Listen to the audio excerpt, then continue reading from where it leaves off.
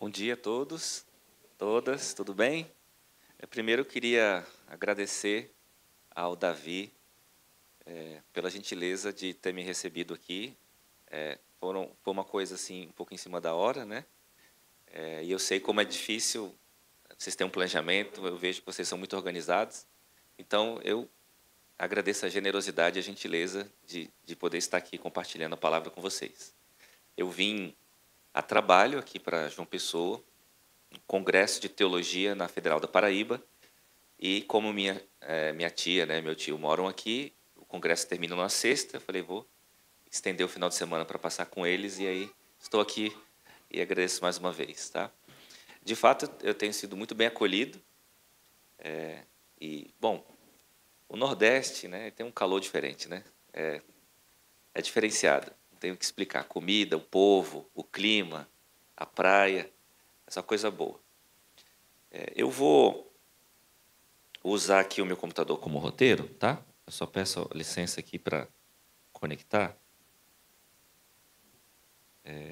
Isso.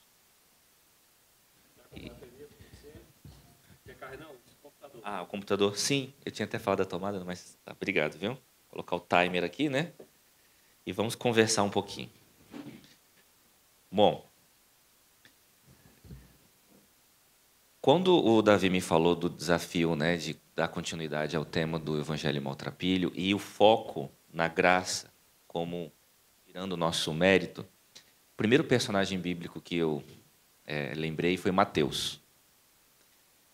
E Mateus é um personagem interessante porque ele do que nós temos registro, ele era o único dos discípulos publicano ou coletor de impostos. Então Mateus tem uma história, tanto a vocação dele, o chamado dele, quanto uma parábola que ele traz em detalhes que tem relação direta com o que a gente vai discutir hoje, que é a graça como algo que nos tira o mérito, tá? Então, o que eu proponho hoje é um estudo aqui da Bíblia, focado no personagem de Mateus. Vamos trabalhar duas narrativas do Evangelho de Mateus, a narrativa do chamado dele, depois a parábola dos trabalhadores na vinha, que ele conta, e, para finalizar, eu vou terminar com uma reflexão a partir de um verso do Evangelho de João, fugindo um pouco de Mateus, mas que tem total aderência com o tema que nós vamos desenvolver aqui hoje, tá? Vou contar um segredo para vocês, quer dizer, não sei se é segredo, né? Mas eu geralmente assim falo com os meus alunos, que é uma forma de estudar a Bíblia que eu acho que vale muito a pena a gente se atentar. Geralmente, quando a gente abre a Bíblia, a gente tem uma preocupação em mente, que é o que a palavra de Deus tem a dizer para mim hoje. Eu acho que isso é natural, né? Esse anseio. Você espera tirar lições espirituais para a sua vida, ou para a vida dos seus familiares, ou para os seus amigos, mas envolve lições espirituais aplicadas no contexto atual. Eu convido vocês a fazer uma pergunta diferente, ou a fazer um exercício de fazer uma pergunta diferente, antes dessa que é tão automática para nós. E a pergunta é: o que a palavra de Deus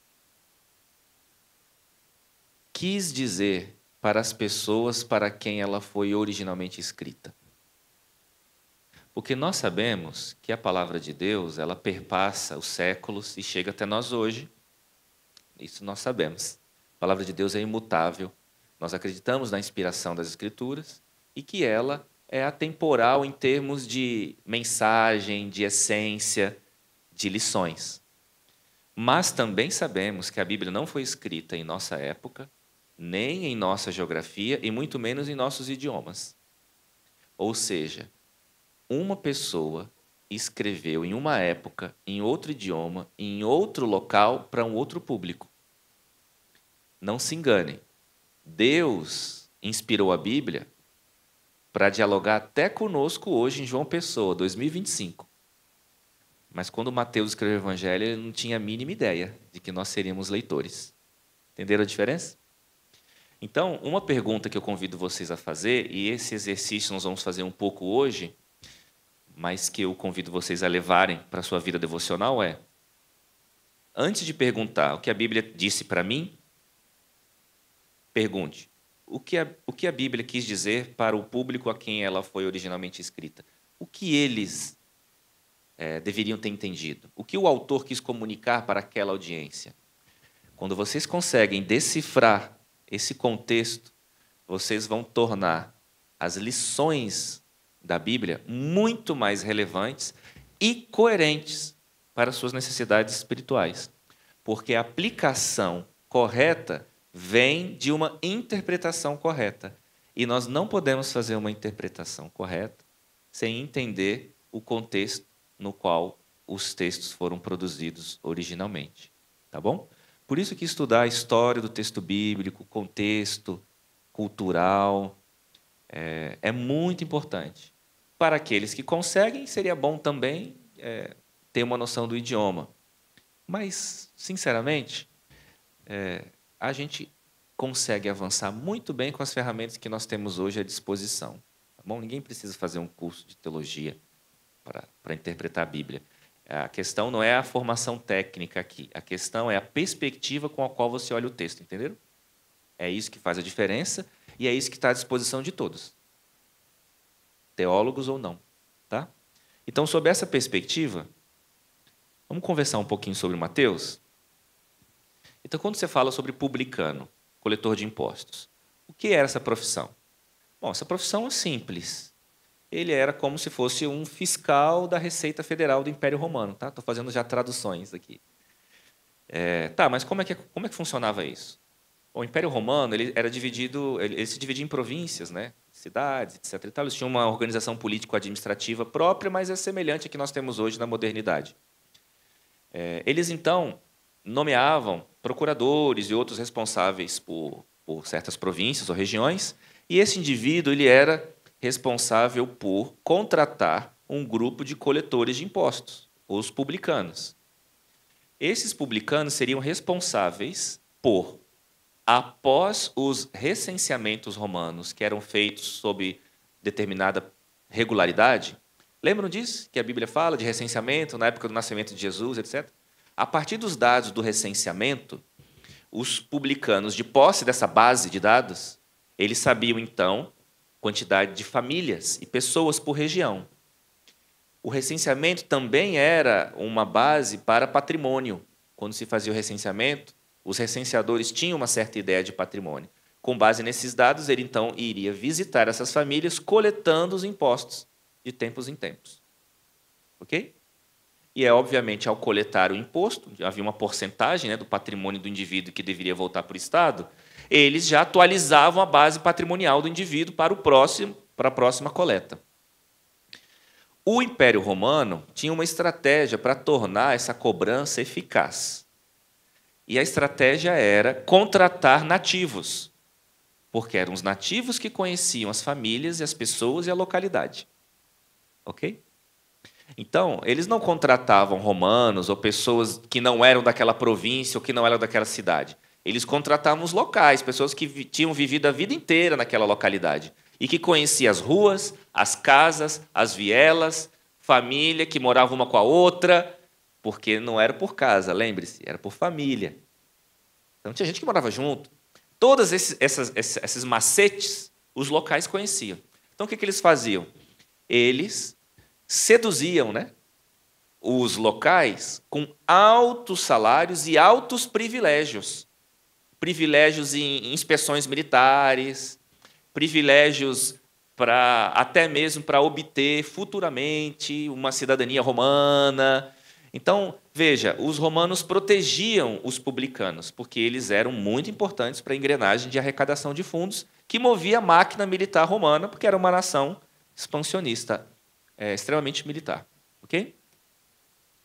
Só que vocês devem imaginar que os judeus, no geral, e particularmente alguns partidos políticos muito influentes, os zelotas nem se fala, né, que eram insurgentes, eram extremamente engajados politicamente, mas mesmo os fariseus e saduceus, eles encaravam os romanos como sendo inimigos de Deus. Havia uma espiritualização da ocupação romana em Israel. Tanto é que a perspectiva do Messias era extremamente política. Um Messias que vai retomar o trono, vai fazer com que Israel se torne uma nação em evidência no cenário geopolítico da época. Então havia aspirações muito políticas para o Messias naquela época, e vocês observam, né, lembram dos relatos dos discípulos que eles também compraram essa narrativa. Então, os judeus consideravam os romanos como inimigos, eles eram uma nação que viviam sob estado de sítio, vamos assim dizer, de certa forma, era uma nação que estava sob ocupação de uma nação estrangeira. Então, quando um judeu aceitava ser um publicano, o que vocês acham que acontecia? Diante dos pares, da comunidade, dos vizinhos, da sinagoga? Um traidor da nação. Entendeu? Então, esse indivíduo, automaticamente, ele era execrado pela comunidade. O publicano, ser publicano, era a profissão, o ofício mais desprezado por um judeu. Aí você fala assim, mas tinha prostituta, tinha... Não, isso não era ofício. Naquela época, isso não era considerado ofício. Ok? Isso era considerado uma condição de imoralidade. Eu estou falando de profissão, a profissão mais detestada que um judeu poderia ter era ser coletor de impostos. E qual que era a relação que um judeu tinha com o coletor de impostos? Bem semelhante ao que o judeu tinha com os estrangeiros. Existem relatos na tradição judaica, em livros, né, da literatura judaica, da tradição, em que judeus, quando cruzavam na rua com um publicano, cuspiam no chão em sinal de desprezo.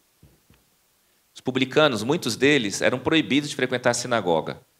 Haviam sinagogas que recusavam em recebê-los. Ou, por exemplo, no templo, alguns deles demandavam que os publicanos ocupassem o pátio que era destinado aos gentios, aos estrangeiros. Há relatos. Há relatos de comerciantes que se recusavam a vender produtos para publicanos. Então, esse indivíduo era literalmente marginalizado, porque ele é o traidor da nação. Então, sabe o que acontecia? Os publicanos viviam sob proteção e escolta de legionários, tá? Assim como hoje, talvez um juiz que está trabalhando num processo contra o PCC tem que andar com carro armado, blindado. Certo? Está mexendo com uma facção criminosa. Eles andavam assim. E, para compensar essa marginalização, essa exclusão e esse risco à vida, os romanos davam um incentivo financeiro da seguinte forma. Eu vou citar números fictícios, tá, gente? Mateus, um procurador, por exemplo, falou assim, Mateus, é o seguinte, segundo os dados do recenseamento, nós esperamos obter X milhares de denários dessa região, porque a porcentagem aí é Y, que você tem que pegar de cada família. Tá bom? Então é o seguinte, a porcentagem é Y, mas se você cobrar Y mais W e ficar com W, se você entregar o Y para nós não importa se você vai pegar mais, entendeu?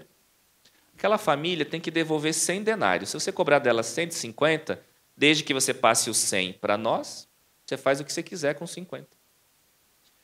E como eles eram autoridade e chegavam na casa das pessoas escoltados com força militar, o que você acha que acontecia? As famílias eram extorquidas, sob ameaça, com coação. E todos sabiam que eles enriqueciam às custas do dinheiro popular. Então, veja, era um traidor ao quadrado, né? Porque, além de ter traído a nação, ia extorquir as pessoas, enriquecendo. Esse era Mateus, o coletor de impostos, a quem Jesus chamou para ser discípulo. Ok? Ficou agora claro o contexto? Tá? Para vocês terem ideia, um publicano, só para complementar a última informação, mas acho que já ficou claro, ele não podia nem servir de testemunha em julgamentos. Tá? Haviam 3 classes de pessoas que não podiam ser testemunhas em julgamentos religiosos, no contexto do sinédrio, na cultura judaica. Basicamente 3. Mulheres, que eram tidas como inaptas para decisões que eram consideradas masculinas. Crianças, por motivos óbvios. E estrangeiros. Publicano entrava aí no meio, que era considerado como esses grupos. Tá? não servia como testemunha. Se havia alguma disputa, e aí levavam o caso em disputa para o Sinédrio, testemunha do fulano A, está aqui, testemunha do fulano B, um publicano. Não tem testemunha, não vamos nem ouvir. Então já entra perdendo no julgamento. Okay? Acho que ficou claro o tipo de pessoa que Jesus convidou para ser um dos discípulos.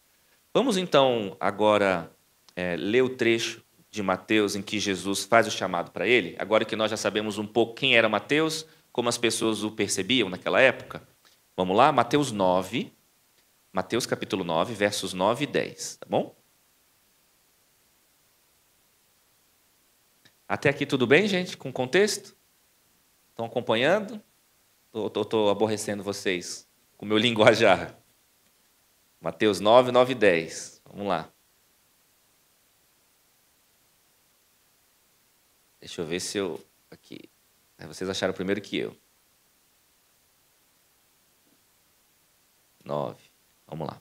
Partindo Jesus dali, viu um homem chamado Mateus sentado na coletoria e disse-lhe: segue-me. Ele se levantou e o seguiu. E sucedeu que, estando ele em casa, à mesa, muitos publicanos e pecadores vieram e tomaram lugares com Jesus e seus discípulos. Para aqui. A gente continua daqui a pouco. Gente, por que a Bíblia comenta que havia muitos publicanos e pecadores ali na casa de Mateus, onde Jesus foi tomar uma refeição? O que vocês acham? Um indivíduo como Mateus, com essa descrição toda que eu acabei de dizer, quem é que se associava a Mateus? Pessoas como ele. Outros publicanos ou pecadores. Pessoas que a sociedade judaica já faria. Essa pessoa não presta.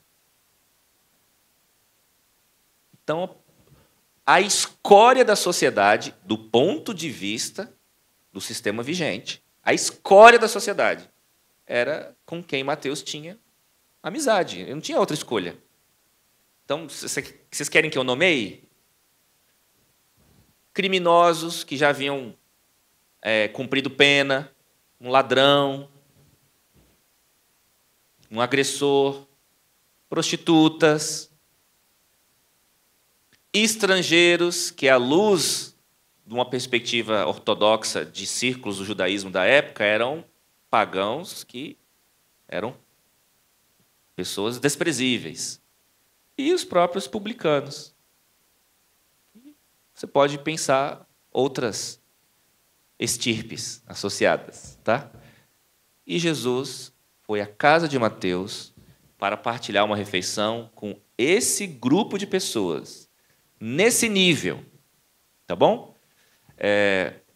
Quando nós resgatamos o contexto cultural, quando nós olhamos como os leitores da época recebiam essa mensagem, eu quero dizer a vocês que vocês ainda não estão chocados como os leitores se chocaram, como as pessoas da época se chocaram. Deixa eu chocar vocês um pouco mais. O que Jesus está dizendo aqui, através da narrativa de Mateus, desculpa, é que Jesus estava andando pelo Rio de Janeiro. Vou fazer agora uma aplicação bem atemporal. E ele estava passando perto de uma favela. E ele viu um cara ali com um fuzil guardando a boca. Ele falou assim: você vai ser meu discípulo. E ele largou tudo e falou: tá bom, então vamos lá na minha casa, vou fazer um churrasquinho na laje. E aí juntou os traficantes, cafetões, esse universo do submundo do crime das favelas cariocas. E ali Jesus comeu o churrasquinho, falando do Evangelho. Choca mais agora, né? Essa era a sensação que as pessoas tiveram quando Jesus foi almoçar com Mateus, e essa é a sensação que os leitores de Mateus tiveram quando liam o texto original. Entenderam, gente?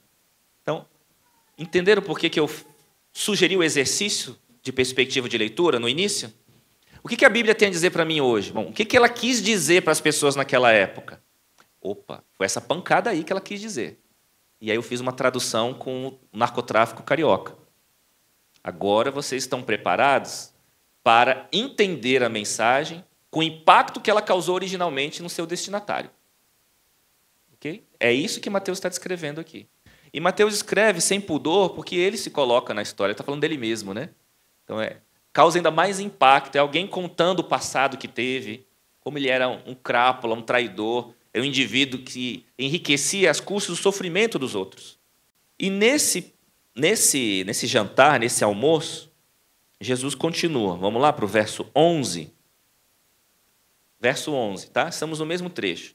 Ora, vendo isto, os fariseus perguntavam aos discípulos: por que come o vosso mestre com os publicanos e pecadores? Mas Jesus, ouvindo, disse: os sãos não precisam de médico, e sim os doentes. Ide, porém, e aprendei o que significa: misericórdia quero e não holocaustos, pois não vim chamar justos, e sim pecadores. Algumas versões de traduções um pouco posteriores incluem o trecho sim pecadores ao arrependimento, tá? Mas os manuscritos mais antigos não incluem esse acréscimo. Ele não afeta a compreensão do texto, tá bom? Fica implícito, e quando Jesus fala chamar, ele está falando o convite à reflexão, à mudança de vida, ao arrependimento, fica implícito pela narrativa. Então, esse acréscimo, né, quando você encontra o texto entre colchetes, quer dizer que manuscritos mais antigos não continham esse trecho, né? Teoricamente, quanto mais antigo um manuscrito, mais confiável ele é. Tá? Nem sempre a equação é essa, mas geralmente é assim que a gente faz numa disciplina chamada crítica textual. Tá? Então é só um detalhe. Às vezes, se você não sabia, né, fica aqui um detalhe quando está em colchetes. Tá bom? Vamos lá.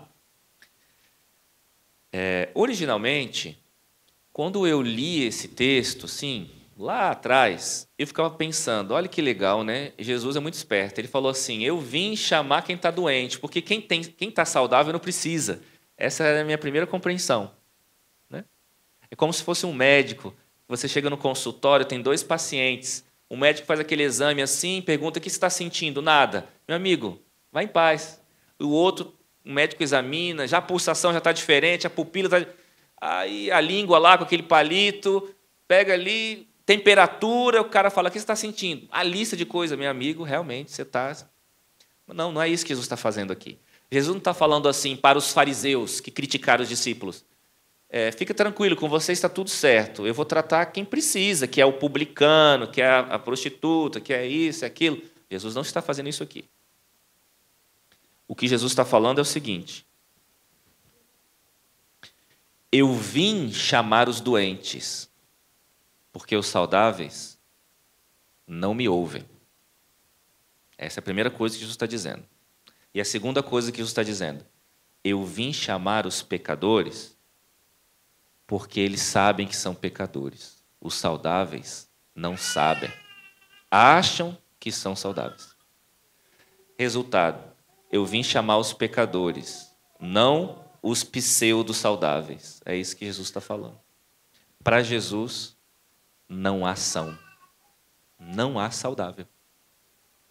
Esse é o segredo. É isso que o texto faz. Ele faz de maneira irônica. Quando Jesus fala, eu vim chamar os doentes e não sãos, Jesus está sendo irônico. Ele está, ao mesmo tempo, validando a presença das pessoas marginalizadas ali e justificando sua presença ali e dizendo que é por elas que ele veio, não ali, mas ao mundo. E, ao mesmo tempo, ironicamente, ele está criticando aqueles que acham que são superiores aos outros. Acham que têm uma conexão privilegiada com Deus. Acham que são santos, santificados, justos. Jesus está dizendo, vocês nem sabem que estão doentes. Ou seja, olha que coisa. Jesus inverte a situação. Os fariseus olharam e disseram assim, você anda com a pior espécie de sociedade. O pior da sociedade, a escória da população. E Jesus está dizendo, a escória da população é aquela que não sabe que é escória, porque eles sabem que são escória. Vocês nem isso sabem, vocês são piores. Entenderam? Jesus inverte de maneira irônica, e é isso que a narrativa de Mateus traz para nós e nos ensina. Então, essa é a primeira lição que nós tiramos quando falamos de graça, que resgata um pouco do que o Davi me disse que foi discutido no sábado passado, né? Que a graça nivela. O chamado de Mateus mostra que todos estão iguais. Mas diante de Deus, gente, segundo a narrativa, nós não somos todos iguais. Segundo a narrativa, tem os doentes que sabem que estão doentes e os doentes que não sabem que estão doentes.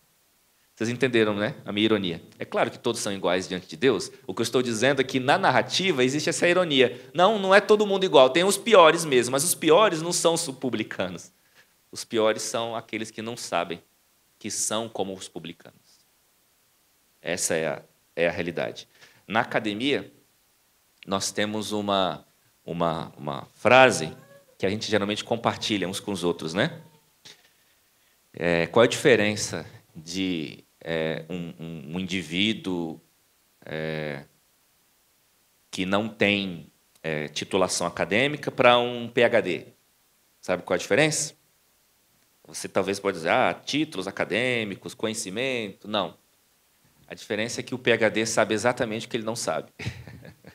É só essa a diferença. O outro talvez ainda não tenha ciência de que ele não sabe. O PhD tem certeza que ele não sabe. Essa é a diferença, a gente brinca com isso na academia. Então, essa é a primeira lição que eu compartilho com vocês hoje. Tá? Vamos para a segunda? Vamos falar agora da parábola dos trabalhadores na vinha? Ok? Vamos lá para Mateus 20, 1 a 16. Vamos lá. Mateus 20, 1 a 16. Agora que vocês já sabem quem é Mateus, o contexto pelo qual ele escreve,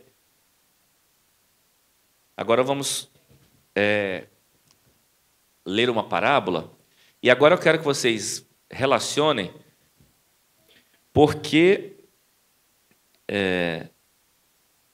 é Mateus quem narra essa parábola. Faz todo sentido. É esse autor que eu acabei de explicar, o background dele, é ele que narra essa parábola. Tá bom? Vamos lá? Vamos ler tudo, gente. Eu sei que é um texto longo, mas estamos aqui para isso, né? Vamos lá? Mateus 20, 1 a 16. Porque o reino dos céus é semelhante a um dono de casa que saiu de madrugada para assalariar trabalhadores para sua vinha. E tendo ajustado com os trabalhadores a 1 denário por dia, mandou-os para a vinha.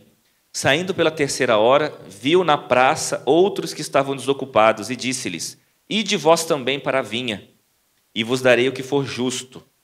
Eles foram. Tendo saído outra vez, perto da hora 6ª e da 9ª, procedeu da mesma forma, e saindo por volta da hora 1/10, encontrou outros que estavam desocupados e perguntou-lhes, por que estivestes aqui desocupados o dia todo? Responderam-lhe, porque ninguém nos contratou. Então lhes disse ele, ide também vós para a vinha. Ao cair da tarde, disse o senhor da vinha ao seu administrador, chama os trabalhadores e paga-lhes o salário, começando pelos últimos, indo até os primeiros. Vindos da hora 1/10, recebeu cada um deles 1 denário. Ao chegarem os primeiros, pensaram que receberiam mais. Porém, também estes receberam 1 denário cada um. Mas, tendo recebido, murmuravam contra o dono da casa, dizendo, estes últimos trabalharam apenas 1 hora, contudo, os igualaste a nós, que suportamos a fadiga e o calor do dia. Mas o proprietário, respondendo, disse a um deles, amigo, não te faço injustiça. Não combinaste comigo 1 denário? Toma o que é teu e vai-te, pois quero dar a este último tanto quanto a ti. Porventura não me é lícito saber o que quero do que é meu? Ou são maus os teus olhos porque eu sou bom? Até aqui tá bom. 15. Já cumprimos nosso objetivo. Essa é uma parábola muito interessante, porque ela desconstrói um conceito que era muito presente no judaísmo e que é presente hoje no Ocidente, que é o conceito de que premiamos quem trabalha, premiamos o esforço, premiamos o mérito. A meritocracia, desculpa, é um paradigma milenar. E ele faz sentido. Ele faz sentido. Eu não estou só falando do ponto de vista político, econômico, mas do ponto de vista moral. Nós queremos premiar quem se esforça. Não é verdade? Não parece justo que aquele que se esforça ganhe o mesmo que aquele que não fez nada ou fez menos. A gente ensina isso desde o começo. Quando a gente ensina a criança que para ela ganhar um chocolate, ela tem que arrumar o quarto, seja qual for o tipo de estratégia educacional, pedagógica que você usa. A gente ensina que quando vão fazer um trabalho, um seminário, um trabalho em equipe, na escola, na faculdade, que todo mundo tem que fazer por igual, porque aquele que não faz nada depois ganha a mesma nota, a gente considera isso injusto, e de fato é injusto.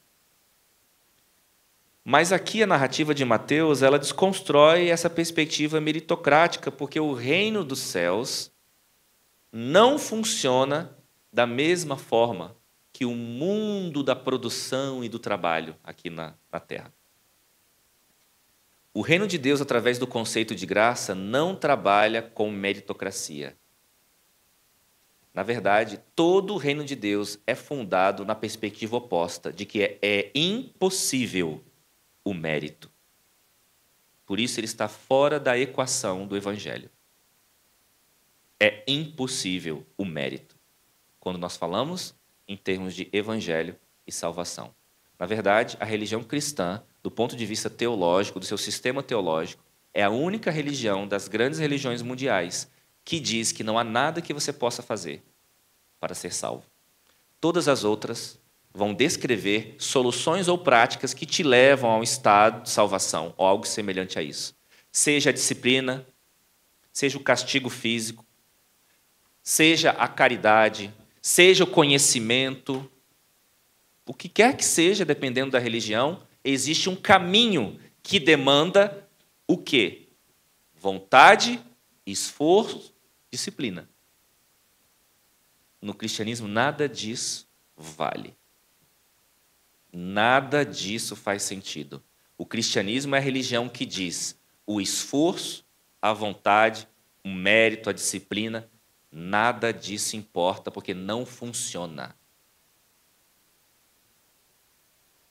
O cristianismo é a única religião que não envolve comportamento, esforço para a obtenção da vida eterna.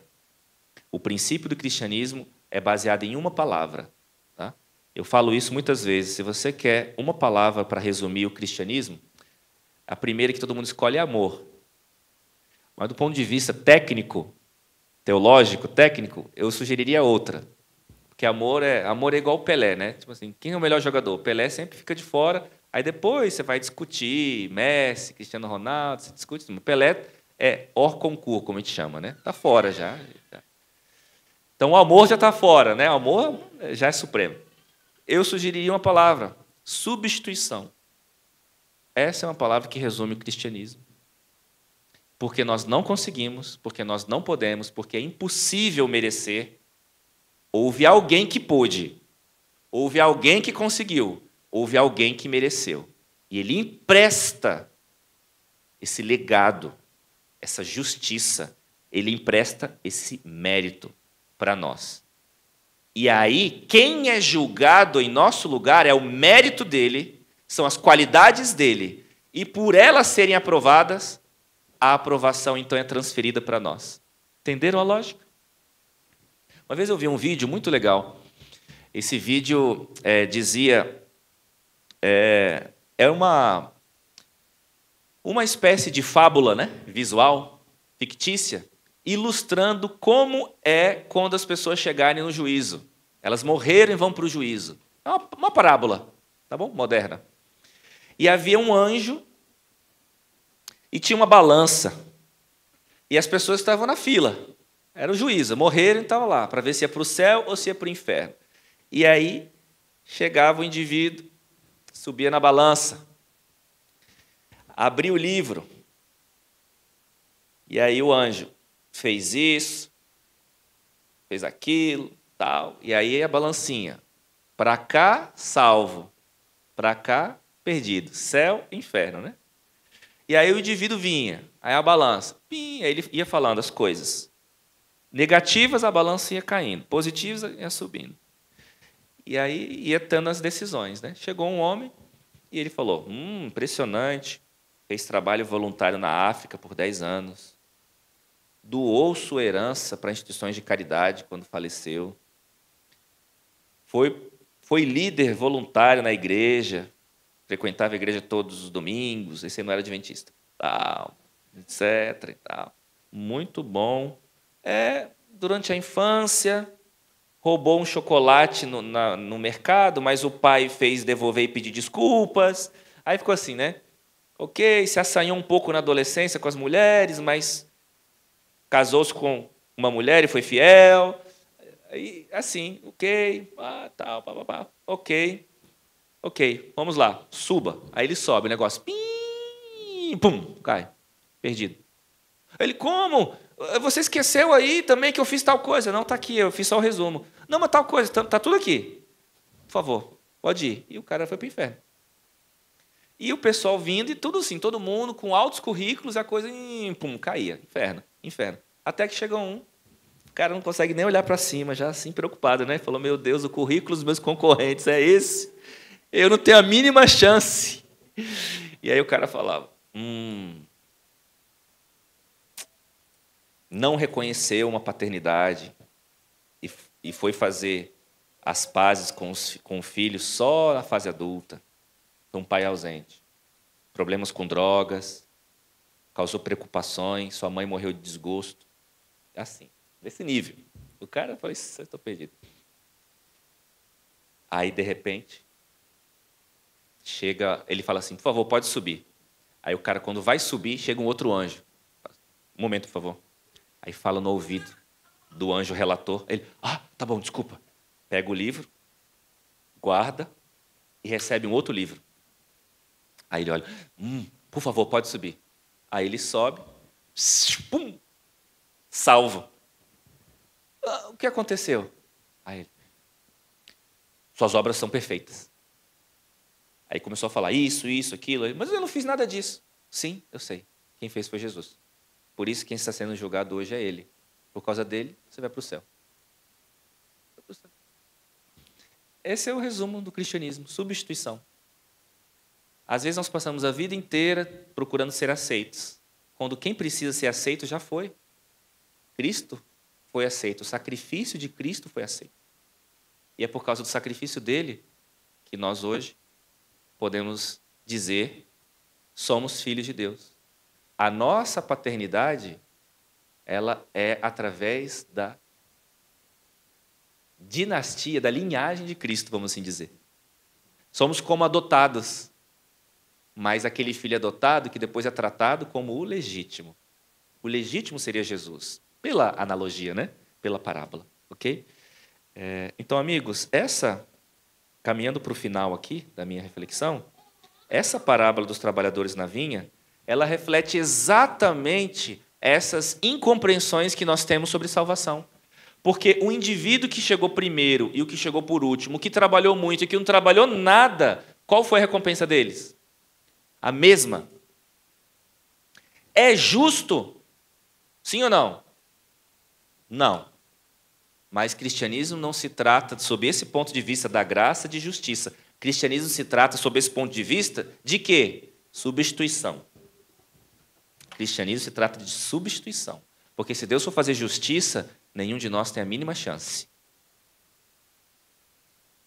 A justiça, ele fez em Cristo. E Cristo imputa sobre nós uma justiça que não é nossa. Esse é o princípio base do cristianismo. Mateus não nos deixa esquecer. Paulo fazia a mesma coisa, que a justificação é pela fé, através da graça. E nós, às vezes, insistimos na compreensão de que, de alguma forma, nós temos algum mérito, seja porque nós frequentamos a igreja, ou porque somos vegetarianos, ou porque estudamos a Bíblia diariamente, ou qualquer outro tipo de comportamento desejável, nobre e bom. Não importa. Qualquer outro tipo de comportamento, nós continuamos nos comparando. Poxa, esse cara é drogado, coitado, alcoólatra, o que quer que seja, o que fornica, o cleptomaníaco, qualquer outro problema que você queira nomear, a gente se compara. Para Jesus, só existem dois grupos de pessoas: os doentes e os que não sabem que estão doentes. Só existem dois grupos. Uma característica aqui importante, só para vocês saberem, eu falei primeira, terceira hora, sexta hora, nona hora. Vamos tornar um pouco mais concreta essa parábola?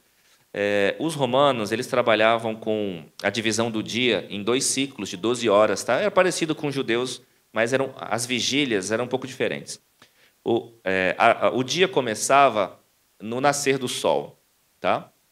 E o primeiro ciclo terminava no pôr do sol. Então eram 12 horas. Então, quando a Bíblia fala primeira hora, significa o equivalente para nós a 6 horas. Desculpa, o equivalente para mim, para vocês aqui é 5. E aqui o sol nasce primeiro, não é isso? Então, mas vamos colocar 6 para padronizar, senão vai me confundir aqui, tá bom? Desculpa. 6 horas, primeira hora. Quando a Bíblia fala terceira hora, chamou na terceira hora, na praça, era 9 horas da manhã. 3 horas, mais 3 horas. Aí a Bíblia fala também aqui, a parábola, que teve também gente chamada sexta hora e a nona hora. Isso era 12 horas, meio-dia, e 15 horas, 3 horas da tarde. E diz que teve até aqueles da 1/10 hora. Lembra? Foi o que falou? Até 1/10 hora, que não estava fazendo nada, pegou também. 1/10 hora era 18 horas. Sabe o que significa 1/10 hora? 18 horas, gente, para o judeu trabalhador, 18 horas era a hora que as pessoas estavam em casa já. Então, quem leu a parábola naquela época entendeu que é como se Jesus estivesse dizendo assim, e aí chamou alguém para trabalhar às 10 da noite. Vamos trabalhar com a gente lá? 10 da noite. Pense, aqui deve ter muito disso. São Paulo, lá no interior, tem. A gente vai pela rodovia, cedo de manhã, 5h30, 6 horas. Aí tem, no acostamento, um monte de gente parado, esperando parar umas carretas para trabalho. Já viram isso? Quem é que vai parar uma carreta às 8 horas esperando encontrar a gente na rua? E quem é que, se encontrar, vai chamar para trabalhar? Faz sentido? É isso que a Bíblia está dizendo aqui. Às 18 horas, gente, 18 horas começa o segundo ciclo. O ciclo da noite é descanso. Entendeu? Não faz o menor sentido. Só que essas pessoas foram... O que elas trabalharam? Nada. É isso que a parábola está dizendo. Elas não trabalharam nada. Não é que elas trabalharam um pouquinho. Elas não trabalharam. E no final elas receberam o quê? O mesmo salário. Ok? O mesmo salário.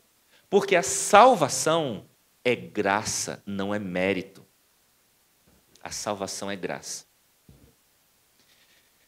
Por fim, amigos, vamos encerrar aqui. Eu quero ler um último verso com vocês, tá bom? O verso está em João. Dá um momento aqui para ele. Acho que agora.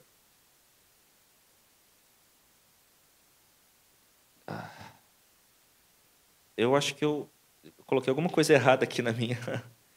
Desculpa, tá, gente? Vocês me dão um minutinho, só para eu me localizar aqui? Um minutinho.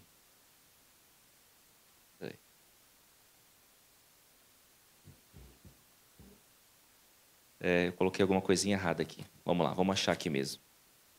Deixa eu corrigir. Vamos lá para os últimos capítulos de João.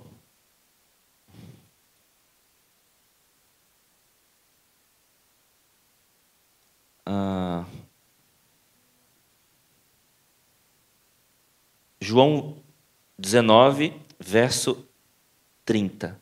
Tá bom? João 19, verso 30. Tá? Desculpa esse pequeno lápis, ok? João 19, verso 30. Para encerrar a nossa reflexão do que é a essência do cristianismo, eu quero ler um trecho do verso 30 que se refere à morte de Jesus. Quando Jesus estava na cruz, as últimas palavras dele, antes de entregar o Espírito, como a Bíblia diz, foi: está consumado. Está consumado. E então, imediatamente, ele entregou o Espírito. Deixa eu dizer para vocês que essa expressão está consumado, no grego, no original, ela foi escrita por João, está escrito tetelestai. Tá? O que significa tetelestai? Tetelestai era uma expressão muito comum usada no sistema comercial romano para dizer pago. Até hoje se usa isso, né? Em alguns estabelecimentos que a pessoa faz um carimbo, pago. Geralmente tem que ver com, às vezes tem que ver com eventos, né? Que você tem que entrar e sair, ou a pessoa tem que conferir se você de fato pagou, né? Um carimbinho pago, não é isso? Até hoje tem isso. É isso que significa tetelestai. Quando uma pessoa fazia uma compra de um terreno, quando ela comprava algum produto que demandava algum registro, especialmente para apresentar para coletores, estava lá, um carimbo, tetelestai, pago. Então, quando Jesus falou está consumado, ele falou tetelestai. Ele não falou está feito, como a tradução sugere. A tradução mais correta seria algo, está pago. Eu paguei. Jesus está dizendo, eu paguei o preço que você nunca conseguirá pagar. Eu paguei o preço do mérito, porque eu consegui ter um comportamento que você nunca terá. Eu paguei o preço da obediência, porque você nunca conseguirá ser obediente. Eu paguei o preço da disciplina, porque você nunca conseguirá ser disciplinado. Eu paguei o preço da perfeição, porque você nunca conseguirá ser perfeito. Cristianismo se trata de substituição. E a maior beleza é que quando nós aceitamos que Cristo pagou, nós nos tornamos tudo aquilo que nunca conseguiremos ser. Um dia seremos disciplinados plenamente, obedientes, sem falha e perfeitos, pela graça de Deus. Lembre-se que cristianismo, por mais que te sugiram isso, não é uma vida em que você tenta reproduzir o comportamento de Cristo, em que você tenta reproduzir a vida de Cristo. Não, isso não é cristianismo. Cristianismo é a escolha de aceitar a obediência de Cristo, de aceitar a vida que Ele teve. Eu repito, o segredo do cristianismo não é reproduzir a obediência de Cristo, mas sim aceitar a obediência de Cristo em nosso lugar. Que Deus nos abençoe.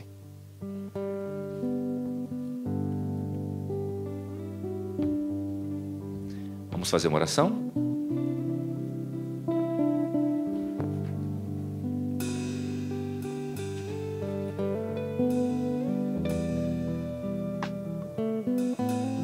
Senhor Deus, muito obrigado, porque hoje reaprendemos, reforçamos aquilo que aceitamos em nossa conversão, de que sem Ti nós não podemos fazer nada.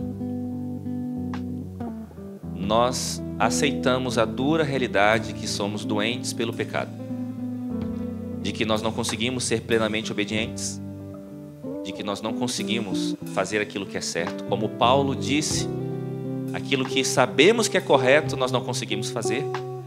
Nós lutamos contra o corpo, contra a carne, contra os maus pensamentos. Nós lutamos e nós não conseguimos vencer. Mas nós não precisamos vencer por nossas próprias forças. Essas são as boas novas do Evangelho. Jesus venceu em nosso lugar. E ao aceitarmos a vitória dele, nós podemos, a cada dia, nos parecer mais contigo. A cada dia, pela graça e pelo poder do Espírito Santo, nos tornamos mais obedientes. A cada dia, e pela graça e pelo poder do Espírito Santo, nos tornamos mais disciplinados. Conseguimos fazer aquilo que é certo. Até que um dia, no retorno glorioso de Jesus, seremos totalmente transformados e, enfim, poderemos dizer que somos perfeitos.